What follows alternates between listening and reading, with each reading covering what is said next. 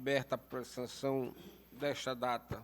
Eu tenho uma preferência aqui do PJE, que é o número 22. Vossa Excelência é relator, pode relatar e julgar.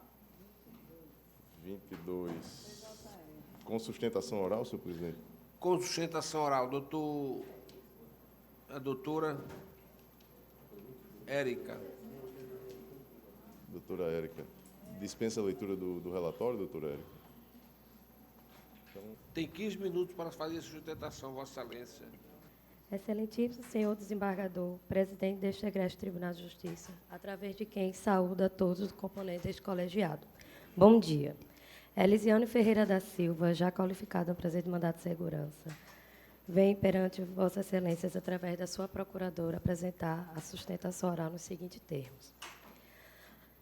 Excelências, a impetrante prestou concurso público de provas e títulos para o cargo de técnico de enfermagem da CESAP, do Estado do Rio Grande do Norte, logrando o 144, a classificação 144, sendo convocada dentro das vagas.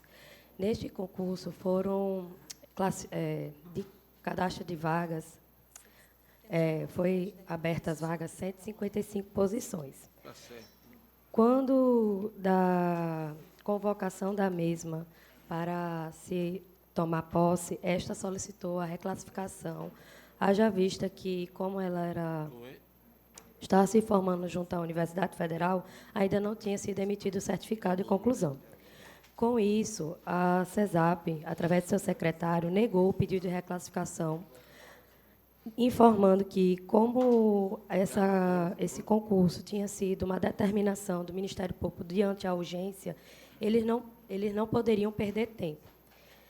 Diante disto, haja vista que não há previsão legal no edital, nem nenhum impedimento do pedido de reclassificação, não ia ter algum dano à administração, foi impetrado o mandato de segurança com pedido liminar para assegurar o direito da impetrante.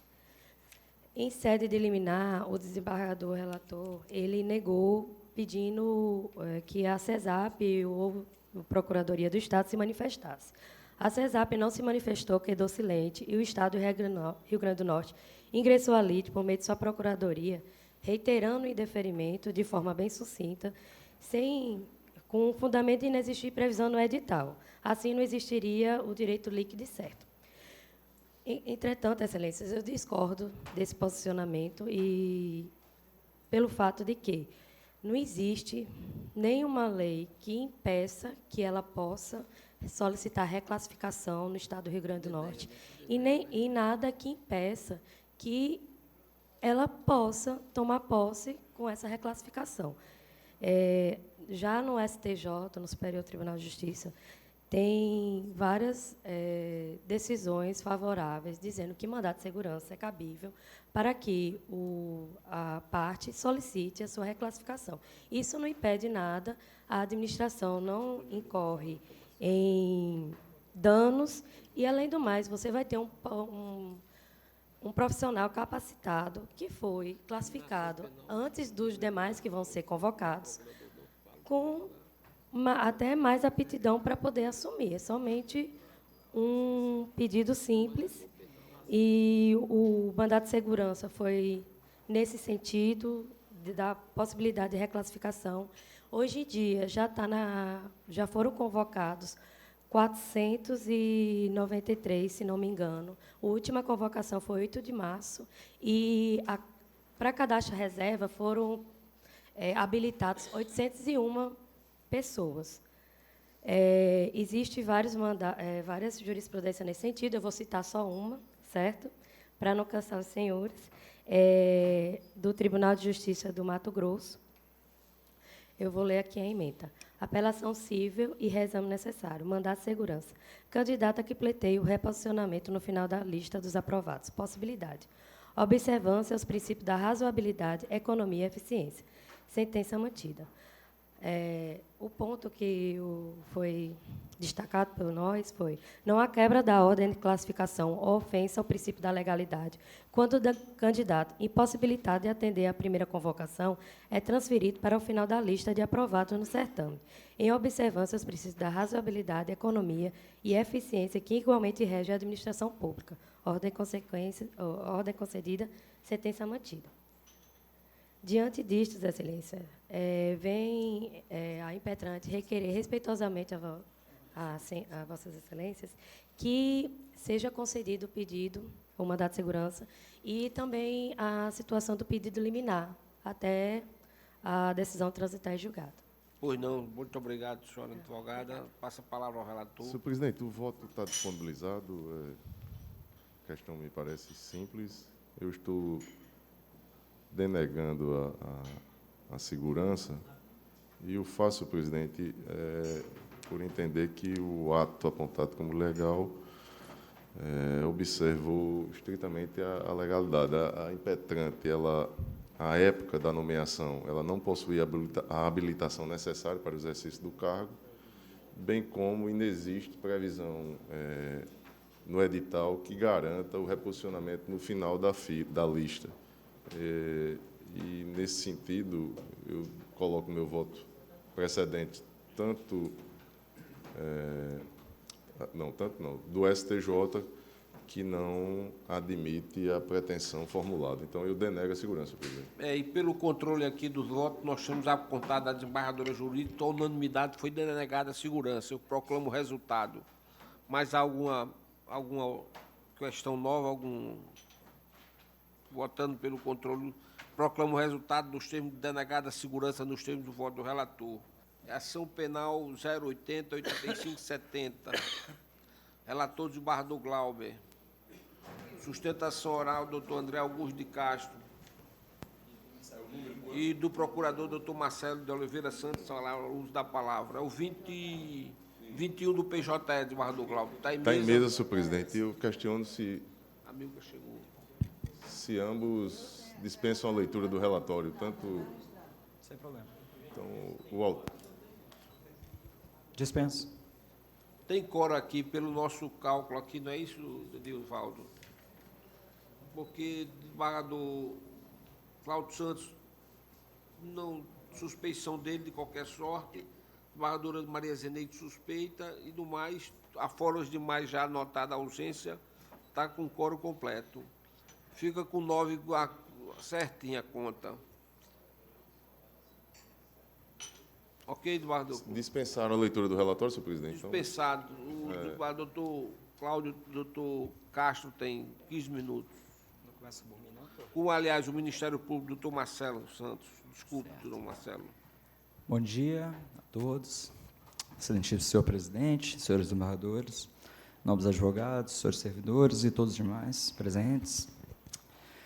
Senhores, o caso hoje trazido aqui ao colegiado é uma ação penal movida pelo Ministério Público, por meio da PGJ, em desfavor do deputado estadual Luiz Antônio Lourenço de Farias, conhecido deputado Tomba, e de sua esposa Fernanda Costa Bezerra, prefeita do município de Santa Cruz.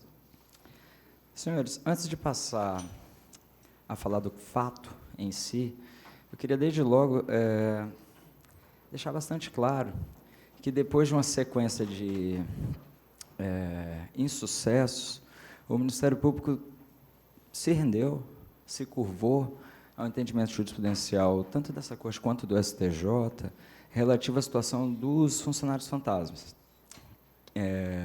no sentido de que a simples inassiduidade com percepção de vencimentos não configura crime. É um entendimento do qual eu tenho ressalva pessoal, a PGJ também, mas, enfim, é uma realidade da jurisprudência. Então, nos casos de funcionário fantasma, de servidor fantasma, todos que a PGJ tem trazido para essa corte, desde um marco recente, existem circunstâncias acessórias que nos trazem a convicção de haver prática criminosa.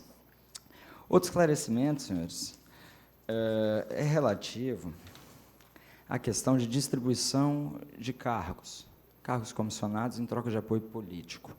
É uma situação que também diuturnamente nos chega, na Procuradoria-Geral, várias denúncias chegam nesse sentido.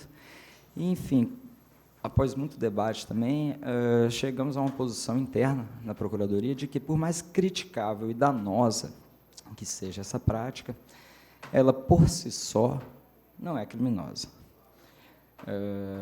Portanto, senhores, feitos esses esclarecimentos, o que eu gostaria de dizer é que, nesse caso, não é nem só uma coisa e nem só a outra.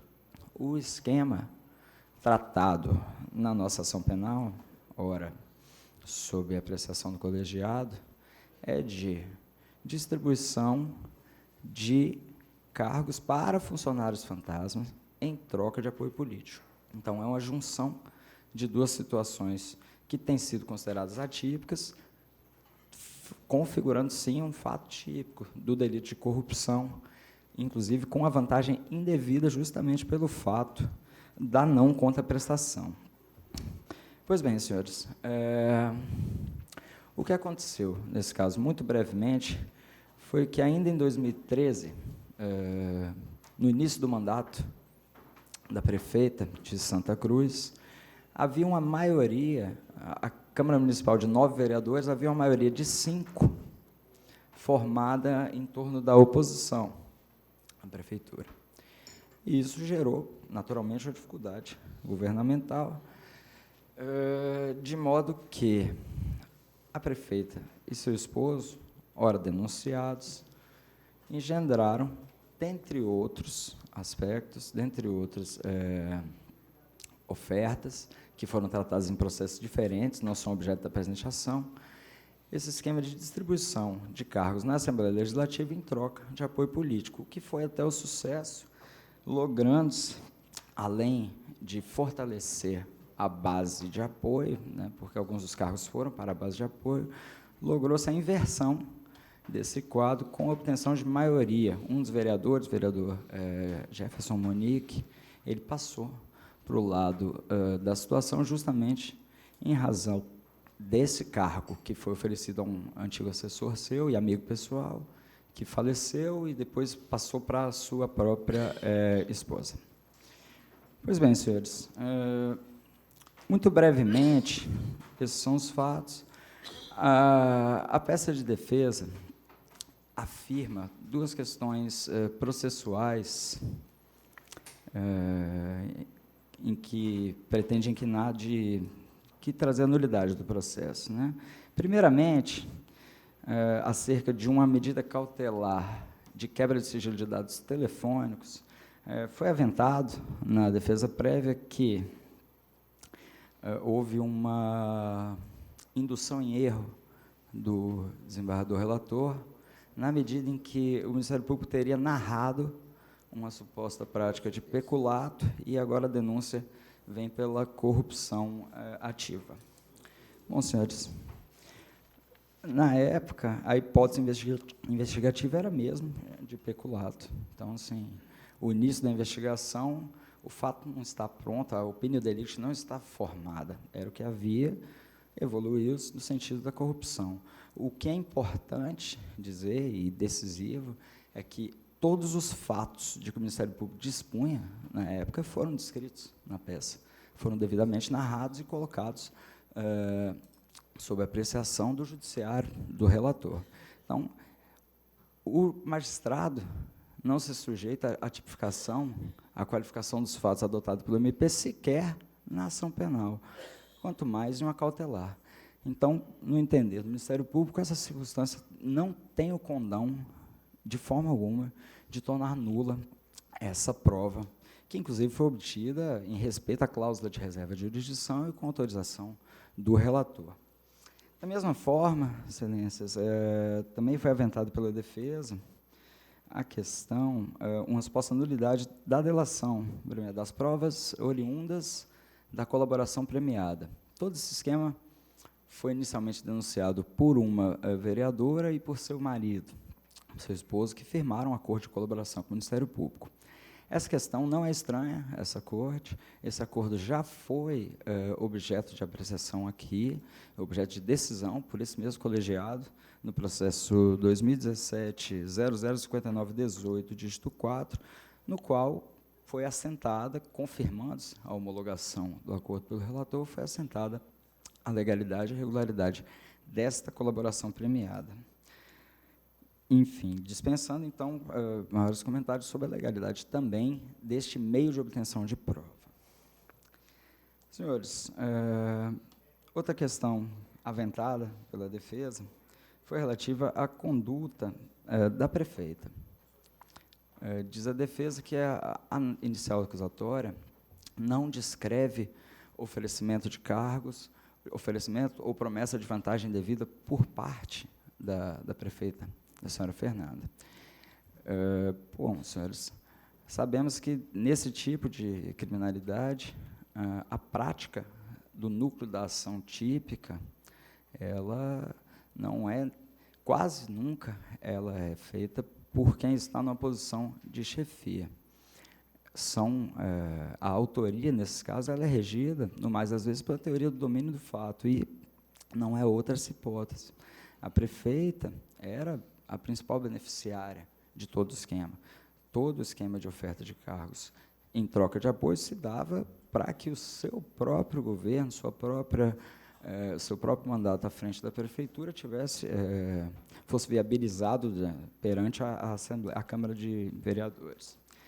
Então, sabendo que a teoria do domínio do fato diz que autor é quem tem o controle pleno da situação, com o poder de decidir sobre sua prática ou interrupção, e considerando ainda que a denunciada e o denunciado são casados, fazem parte de um grupo político só, não havendo que se falar em ignorância ou em qualquer ação sem que a prefeita tivesse dela conhecimento e a ela anuísse, é muito claro que a conduta praticada pela prefeita se enquadra no conceito de autoria, sobretudo à luz da teoria do domínio do fato.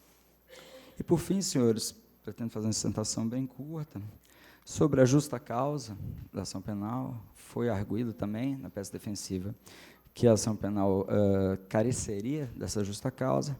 Sabe-se que justa causa é simplesmente a existência de elementos mínimos de autoria e materialidade.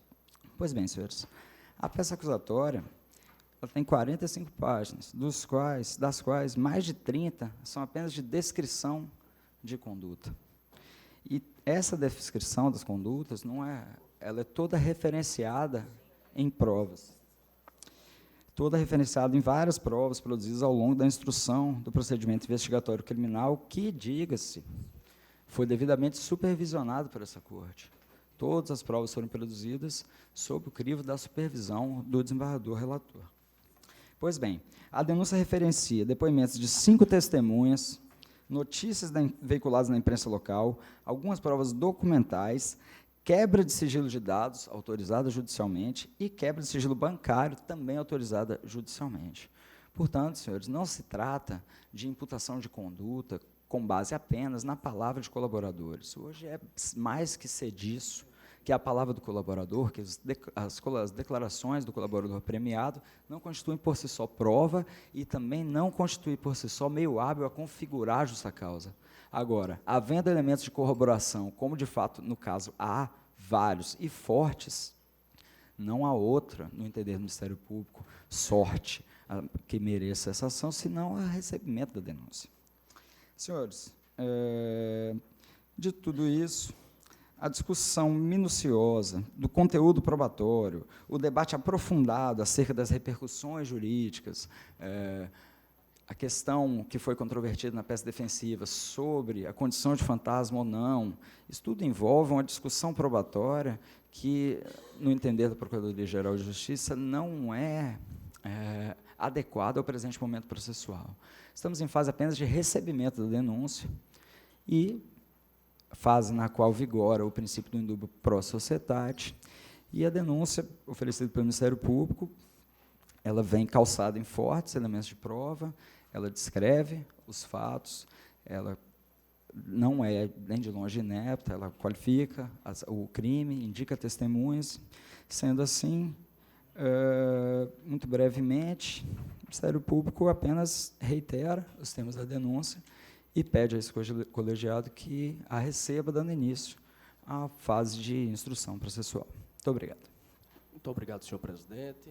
A pessoa de quem saúdo todos os desembargadores deste colendo plenário do Tribunal de Justiça do Estado do Rio Grande do Norte, ao qual eu tenho a honra de retornar no dia de hoje. Excelentíssimo senhor procurador de Justiça, representante do Procurador-Geral, doutor Marcelo Santos, a quem remeto a tarefa de levar nossos parabéns para o doutor Eudo, empossado no dia de ontem, reempossado no dia de ontem como Procurador-Geral de Justiça do Estado do Rio Grande do Norte. Excelentíssimo relator, senhoras e senhores aqui presentes, advogados. Como já foi muito bem explicado, trata a denúncia do suposto delito de oferecer cargos em troca de apoio político. E, como bem disse o nobre procurador, essa conduta é atípica. Isso já é reconhecido por diversas vezes no judiciário, ainda que não exista nos autos prova dessa vinculação entre esses cargos e esse apoio político. Mas eu vou me ater aos termos da defesa em um paralelo com o que foi dito aqui na brilhante sustentação do procurador. Vossa Excelência diz que o Ministério Público se curva ao entendimento jurisprudencial de que a temática do funcionário fantasma não configura crime. Trabalhar sem a contraprestação, receber a contraprestação sem o devido trabalho não seria crime. E foi justamente com base nessa conduta que foi pedida a quebra de sigilo.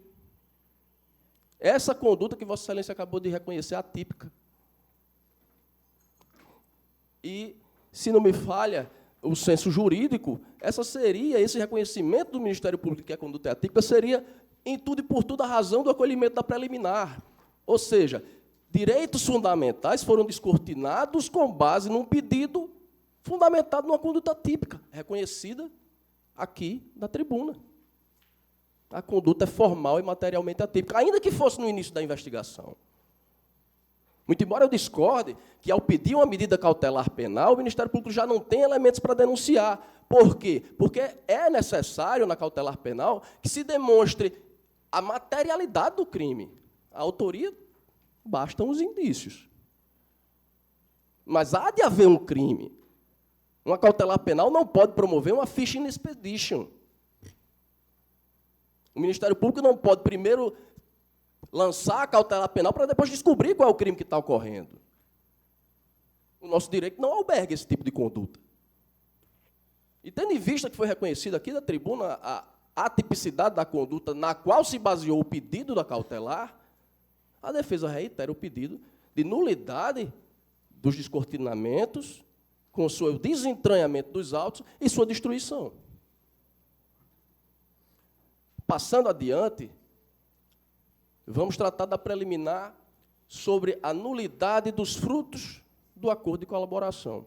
É verdade que esse assunto já foi tratado aqui, neste plenário, mas foi tratado sob o lume do então vigente entendimento de que não caberia às partes sindicar o acordo de colaboração. E, quanto a isso, eu tenho duas considerações, Excelências. Primeiro, a defesa não tenta anular o acordo. O acordo é bilateral entre o Ministério Público e os delatores. Mas, tendo em vista que houve oferecimento de vantagens não previstas em lei, e em sendo a delação um meio de obtenção de prova, que o acordo permaneça ísdo entre o Ministério Público e os delatores. Porém, a defesa não aceita os frutos desse viciado meio de produção de provas. Então, em um primeiro momento, o entendimento de que as partes, os denunciados, não podem sindicar o acordo de delação, não fere o que foi requerido pela defesa. Em um segundo momento, é do conhecimento de Vossas Excelências que a possibilidade das partes, sim, questionarem os acordos de delação é uma matéria em ebulição nas cortes superiores, já havendo precedentes em que isso foi acatado.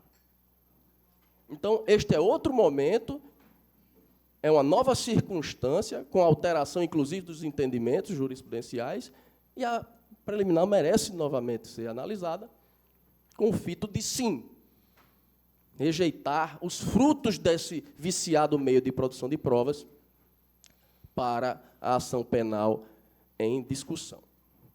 Quanto ao mérito, adentrando ao mérito da ação penal, eu queria colocar como premissa para Vossas Excelências que a ação penal não pede, em termos de prova judicial, a integralidade do que ela apresenta como justa causa.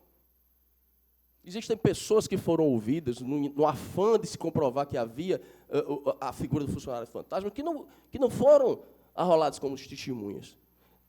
As poucas testemunhas que foram arroladas são os delatores, que nem de testemunha tratam, deixando a toda a prova que nada de novo virá na instrução processual. E aí eu peço, venha ao procurador para dizer que o momento da instrução criminal, nenhuma novidade trará para os autos. Nada de novo, pelo contrário.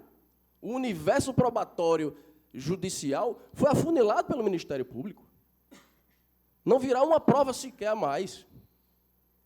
Vossas Excelências têm a condição de tomar para si todo o arcabouço probatório que está apresentado nos autos e sobre ele decidir.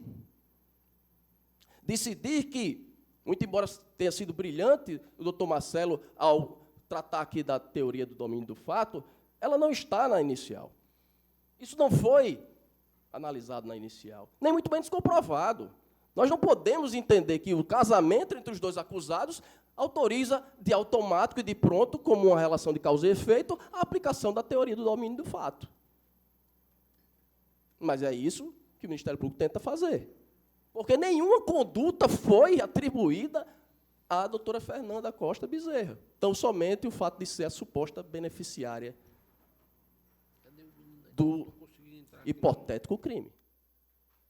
Eu repito, não é caso de não haver prova da conduta. Aqui é caso de não haver imputação, senhores. Não há, o Ministério Público não atribui a ela nenhum verbo. Não há conduta. É uma posição passiva, imaculada. Está totalmente descrito isso na denúncia, que ela apenas era beneficiária. Em não havendo conduta humana, senhores, nós estamos tratando de direito penal.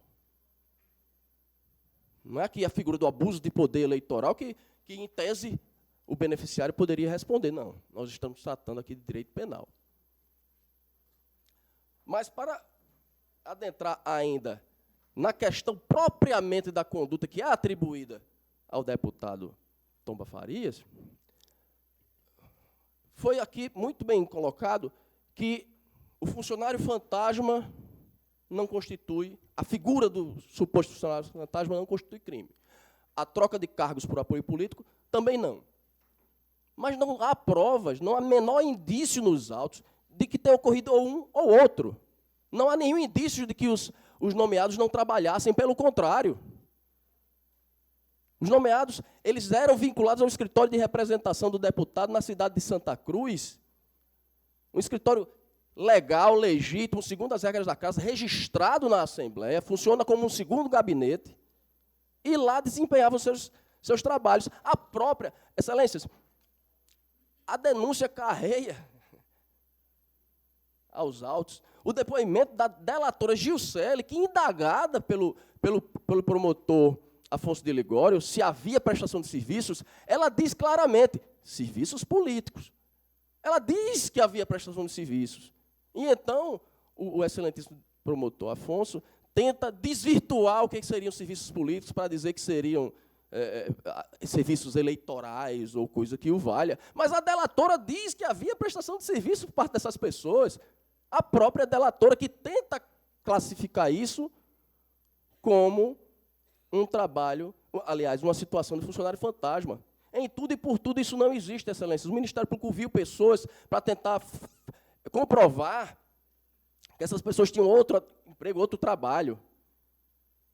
E as pessoas diziam, não, essa pessoa passava um tempo trabalhando em determinado comércio.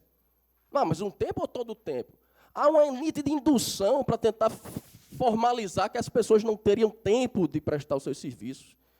Mas essas pessoas sequer foram chamadas como testemunhas. Eu repito, não há nos autos indícios suficientes ao recebimento, ao reconhecimento de que não haveria contraprestação dos serviços. Não há nos autos indícios de que esses pagamentos eram devolvidos a quem quer que seja. Não há nos autos, excelências, qualquer comprovação de que esses cargos foram concedidos em troca de apoio político. Há um adversário político dos acusados, que é ouvido em sede inquisitorial, o senhor Pedro Dério, reconhecido adversário político, que, quando indagado, ele diz ao promotor, excelência, isso tudo a gente sabe por ouvir dizer. Eu não participei de nenhuma conversa que eu pudesse atestar a vossas excelências que isso aconteceu. Um adversário político. E é nessa esteira, excelências, é nessa esteira que nós reafirmamos que não há justa causa para o recebimento dessa ação penal, aliada ao que foi dito aqui. Se é conduta atípica a figura do funcionário que recebe sem trabalhar, e isso não ocorreu. Se é conduta atípica a hipótese onde se troca cargos por apoio político, e isso não ocorreu, qual a razão da denúncia? Se não uma tentativa de fazer frutificar uma delação que já nasceu prejudicada. Porque, excelências, talvez vossas excelências não tenham atentado para o fato, a delação é feita pela candidata adversária que foi derrotada pela doutora Fernanda nas eleições de 2016. Derrotada a candidata, ela vai e faz uma delação.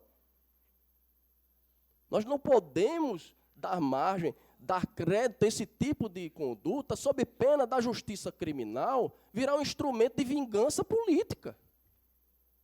Ser utilizada, ser mal utilizada para esses espúrios sentimentos humanos de vingança. E é o que aconteceu aqui no caso. Porque sequer a delatora Gilcele teve coragem de negar que haveria a prestação de serviços. Ela disse que havia. Ela classificou os serviços como políticos, mas ela disse que havia prestação de serviços. E havendo a prestação de serviços, não há razão para nós estarmos discutindo aqui o crime de corrupção ativa. Por quê? Porque não há vantagem indevida. Quem recebeu, recebeu porque prestou serviços. Qual seria a vantagem indevida? E que se dirá, qual seria a vantagem indevida para os vereadores, que não foram eles os agraciados com os cargos? Ainda mais.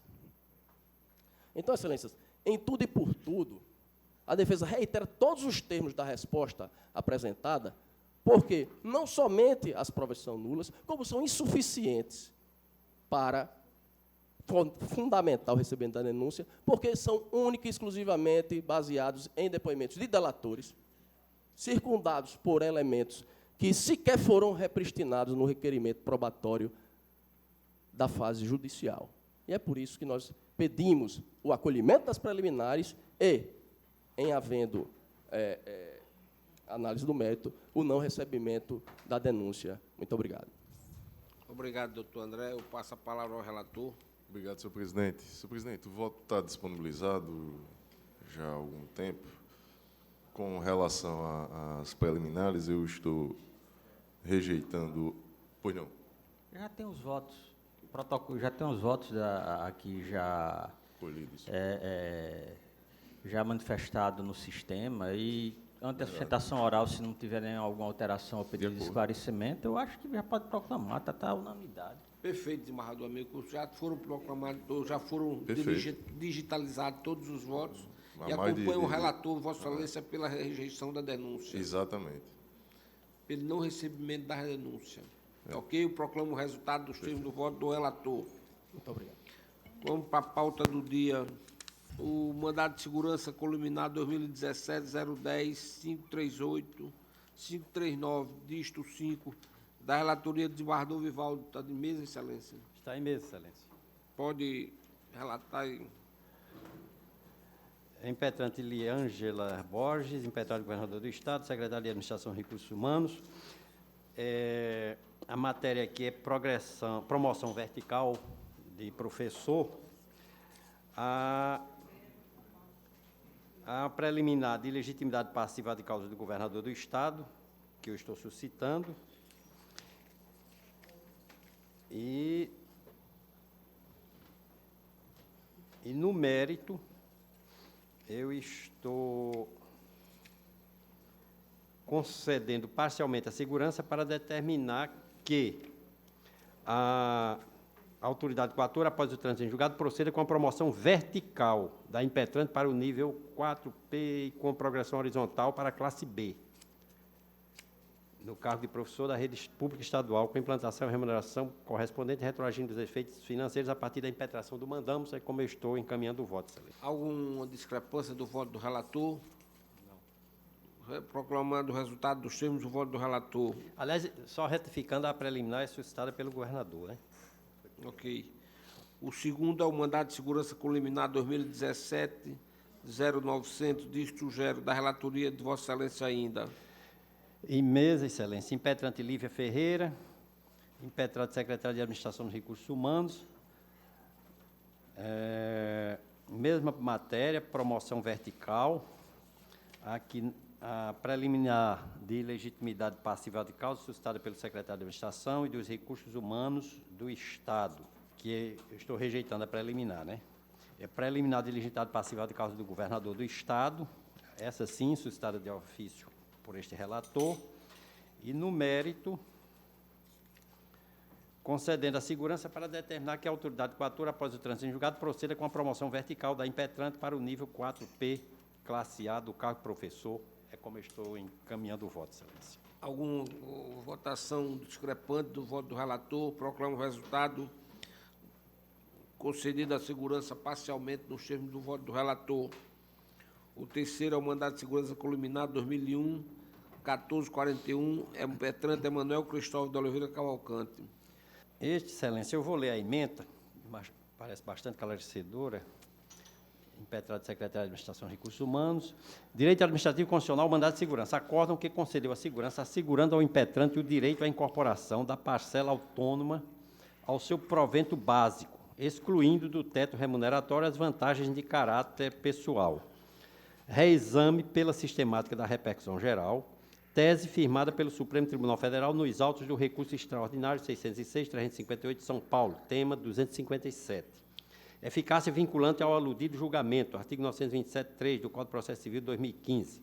Servidor público aposentado, remuneração, incidência do teto de retribuição, vantagens pessoais, valores percebidos antes do advento da emenda constitucional número 41, 2003, inclusão ao artigo 37, 11 e 15 da Constituição Federal, necessidade de adequação do acórdão ao paradigma apontado, conforme previsto no artigo 1042 do Código de Processo Civil de 2015. Direito líquido e certo não evidenciado. Denegação da segurança que se impõe. Este é em dissonância com o parecer ministerial. Eu submeto à apreciação do Pleno como voto. Algum voto também tem precedentes aqui, eu cito, já da Corte.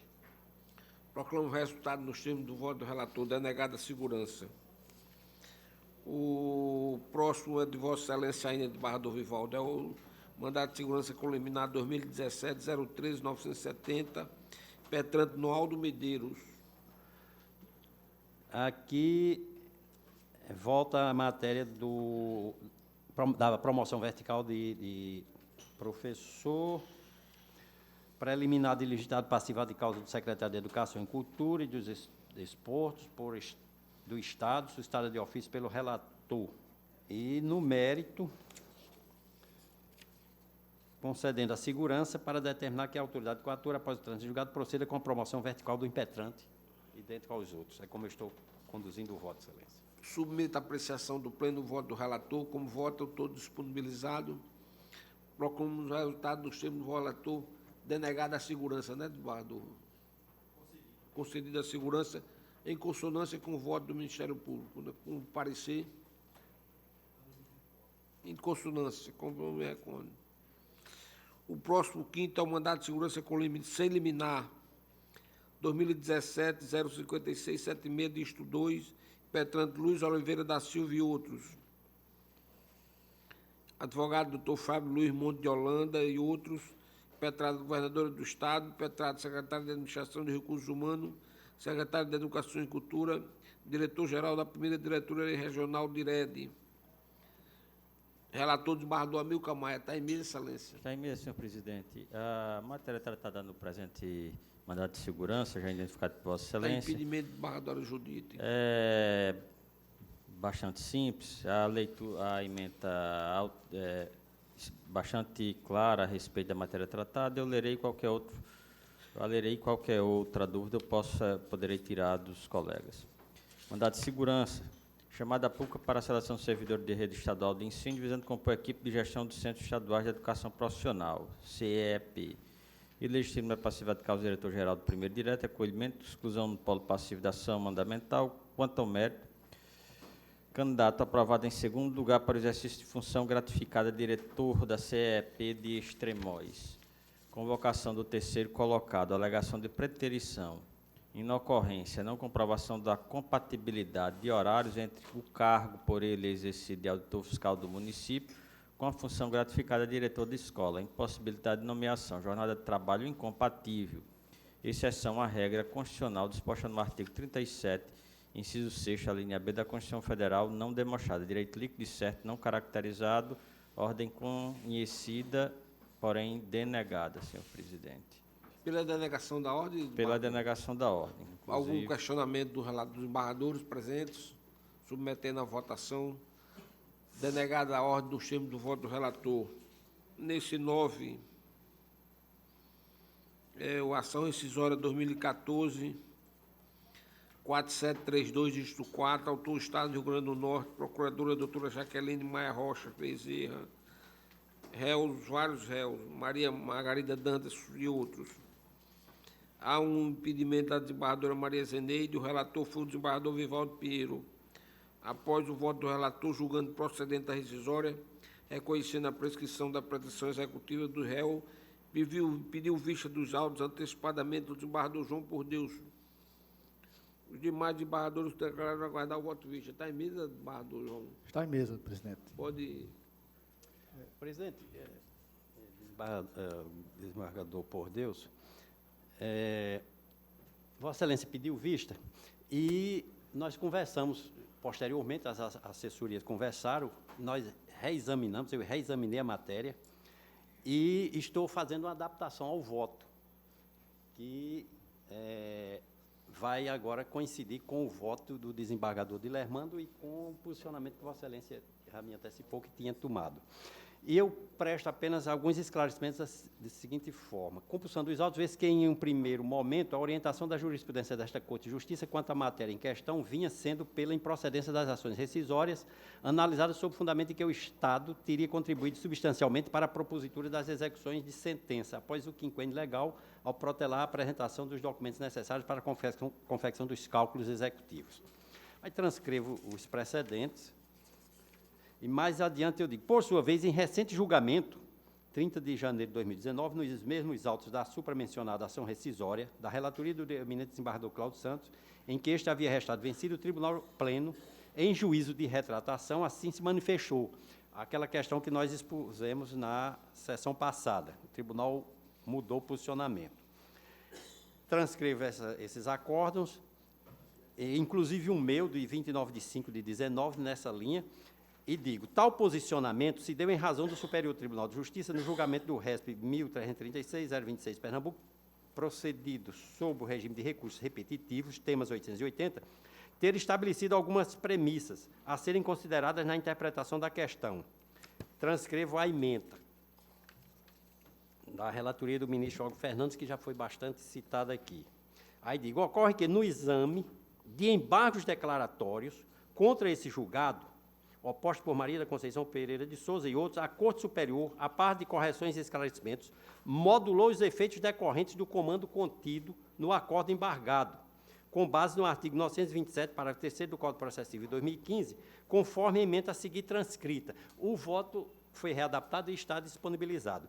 Isso um ano depois, esses embargos de declaração.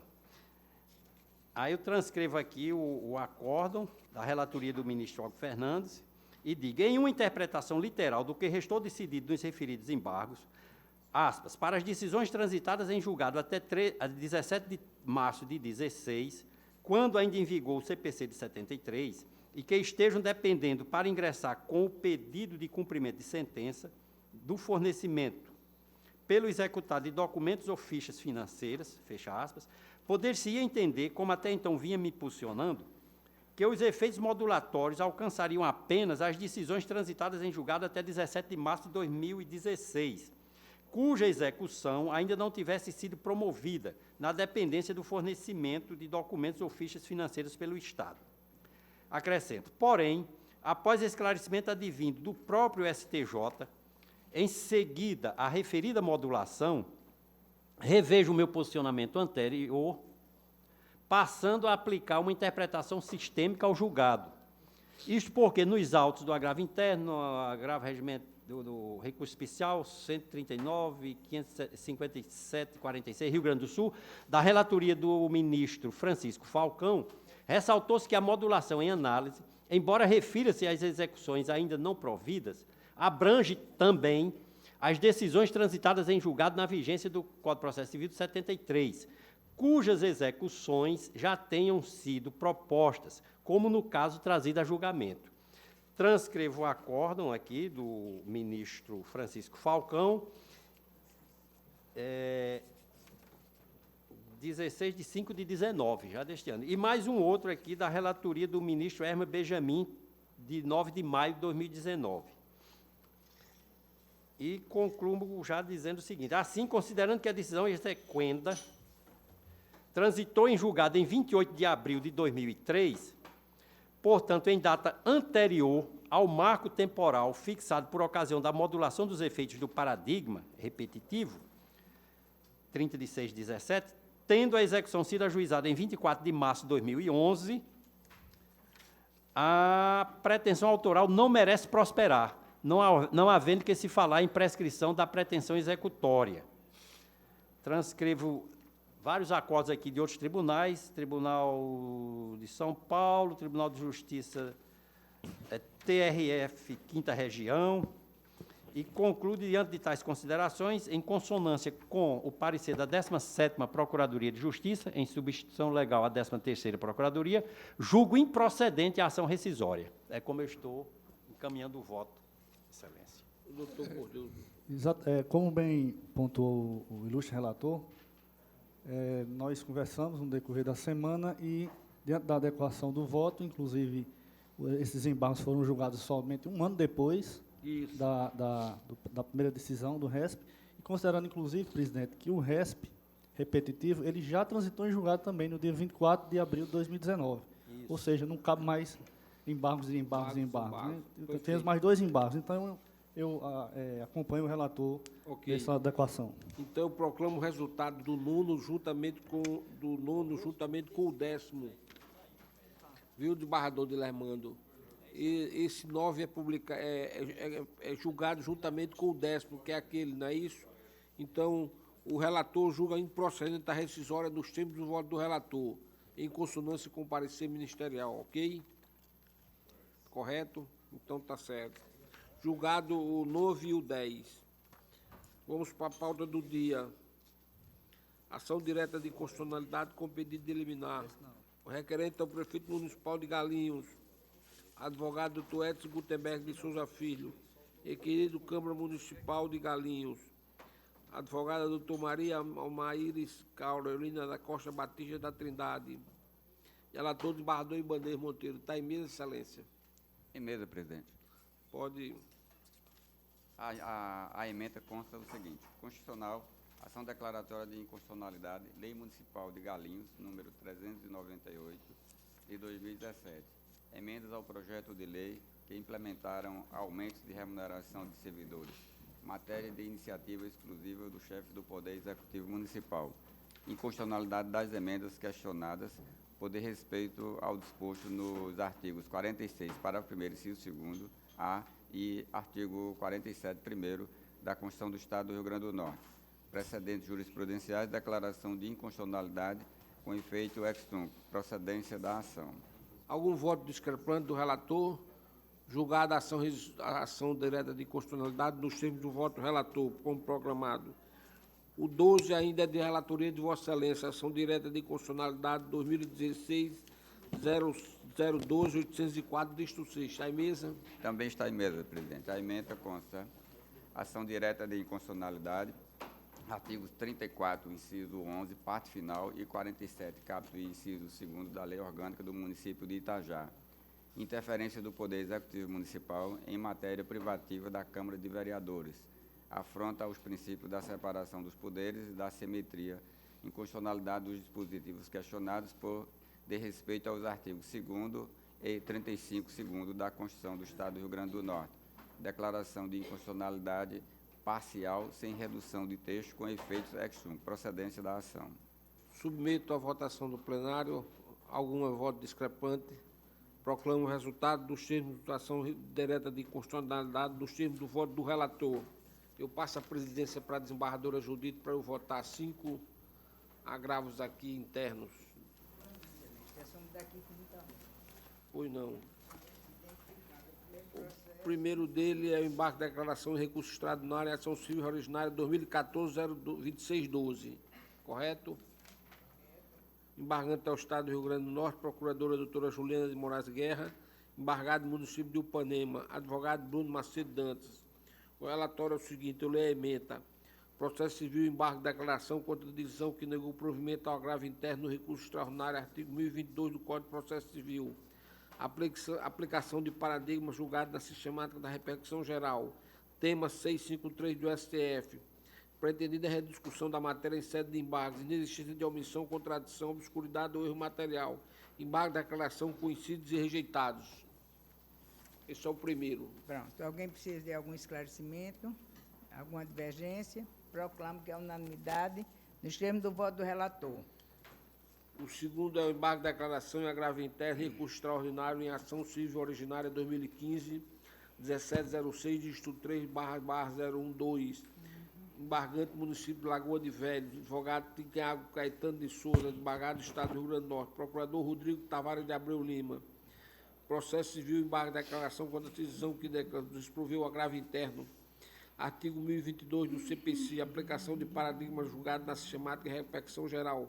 Tema 653 STF, pretendida rediscussão da matéria em sede de embargos, inexistência de obscuridade, contradição, obscuridade ou erro material.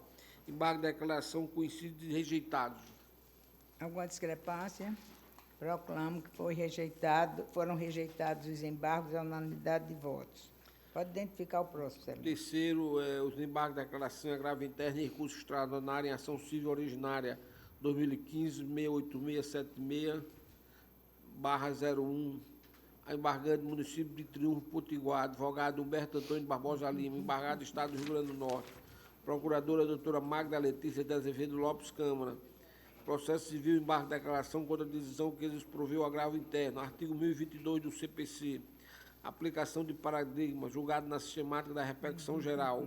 Tema 653 do STF. Pretendida rediscussão da matéria em sede de embargo, inexistência de omissão, contradição, obscuridade ou erro material. Embargo da declaração conhecido e rejeitado.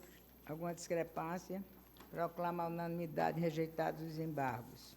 Pode continuar, Excelência. Agravo de instrumento no recurso especial em apelação civil número 2016-6175, distrito 3.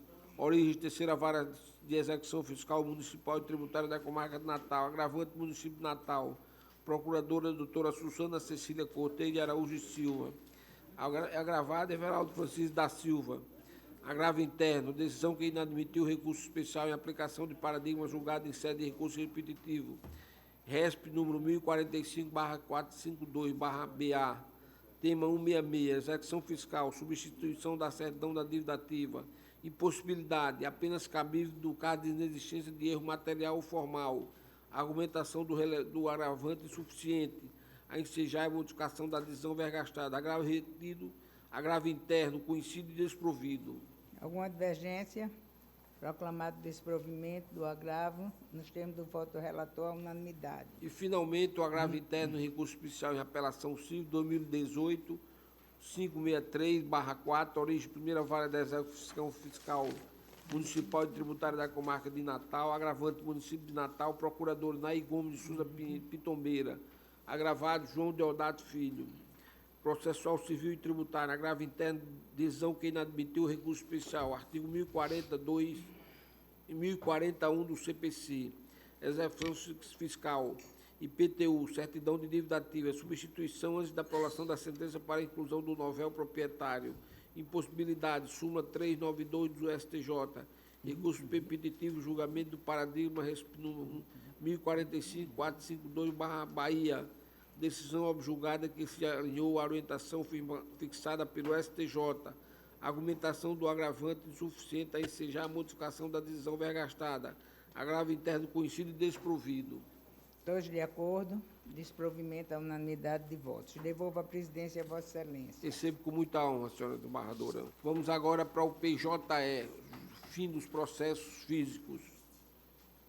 Nos outros processos eletrônicos, o 23 e o 24 não mesa. Pedido de vista do desembargador Cláudio Santos. Os demais foram julgados e consolidados o julgamento nos termos já repetidos por Vossas Excelências. Eu proclamo nos termos do voto dos respectivos relatores. Não havendo mais matéria tratada, declaro encerrada a presente sessão.